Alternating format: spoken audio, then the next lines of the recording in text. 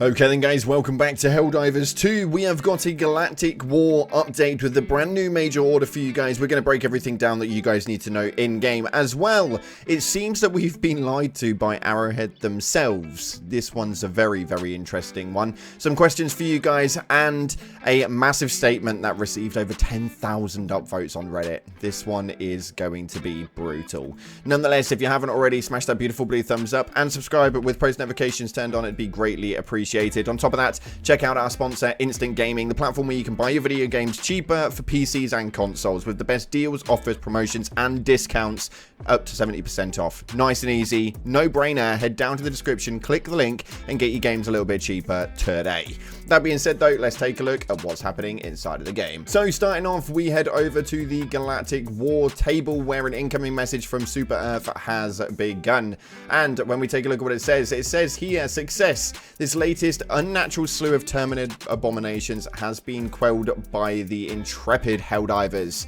Even the re-emergence of the Impaler could not diminish the Helldivers further for duty. However, a new and more potent threat has emerged, one which defies conventional combat. The interstellar spore cloud has continued to grow, and it now encompasses several star systems and is growing more every day. This unnatural phenomenon has been named the Gloom. Efforts are underway to determine the source and nature of this threat. Analysis of spores from Socorro 3 show the generic connection of samples from the Gloom, indicating that it may have been the source of these new Terminids. The expansion of the cloud will likely spread to the new Terminid variants to other planets within this vicinity, which is naturally going to be scary as hell. But the new major order is in with a briefing that states the mysterious Gloom appears to be accelerating Terminid expansion to new planets, but threatening as this is, we do not have the luxury of keeping our focus in one place. The efforts of the Helldivers have nearly reclaimed our land from the automatons, a voracious territorial annexation. A pocket of two isolated planets remains, Troost and Vandalon 4. They are vulnerable, and we must liberate them now before the machines find a way to reinforce their position. If we allow them to remain much longer, their defenses will increase significantly. Our enemy thinks that they can divide us with the simultaneous threats, but the Helldivers are more than capable of fighting two fronts at once. They will wield the hammer of justice and the shield of freedom with equal alacrity. Free our systems from the automatons and limit the unnatural speed of the Terminids to new planets. So as you can see right here on screen, we have got the new major order, which is going to be 5 days long, to liberate the isolated pockets of automaton resistance while simultaneously slowing the spread of the Terminids. We have to defend against 5 attacks from the Terminids, as well as liberate Vandalon 4 and Troost. It's a bloody big one. It really, really is a bloody big one, and this is going to be taking up a lot of our time as Helldivers, but it means that we can actually spread across the table, and as Helldivers are like, you can pretty much dive into what you want on the basis that we keep these planets in tow. Your personal order for today is to kill 25 hunters, a nice and easy one because on level 10 there seems to be bloody loads of them, but anywho, nonetheless. Hopefully you guys enjoying the game right now since the latest update. Well intrigued to know your main opinions, so hit me up in the comment section below. Next up though, it seems that we have been lied to by Arrowhead. It is just a reminder that we were promised overpowered weapons. Now this actually seems to be on the back of the Helldivers 2 box. This is actually hilarious, as it states quite clearly, spread democracy with overpowered weapons, and they were overpowered once upon a time, although one by one seem to be nerfed.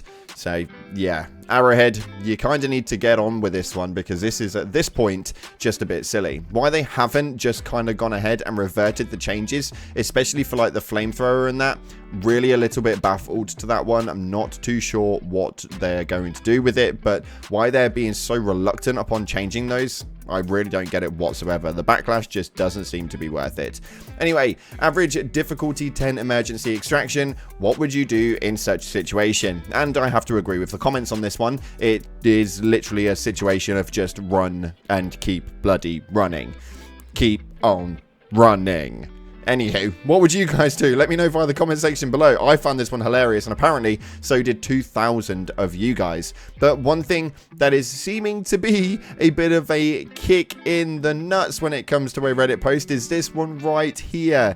They hated him because he spoke the truth. 11,000 upvotes, and I want to know what your take is on it. If anyone's surprised by the nerfs, don't be. This is how Arrowhead operates. They will continue to arbitrarily make the game harder, more frustrating, and then act surprised when the game dies. They've pulled this kind of thing ever since Magicka. Do you think moderator bullying players about the railgun nerf existed in a vacuum, or that he got in trouble for doing it? No, Arrowhead have been known to celebrate community outcry, and that mod was demoted for saying the quiet part out loud.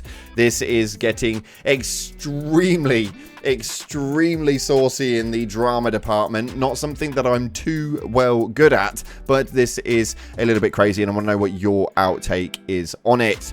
It seems that the community, though, are all relatively on the same page, as the trend so far seems to be, with a 4.2 thousand upvote, we're rolling out a new patch. Arrowhead and the Helldivers community do not look impressed.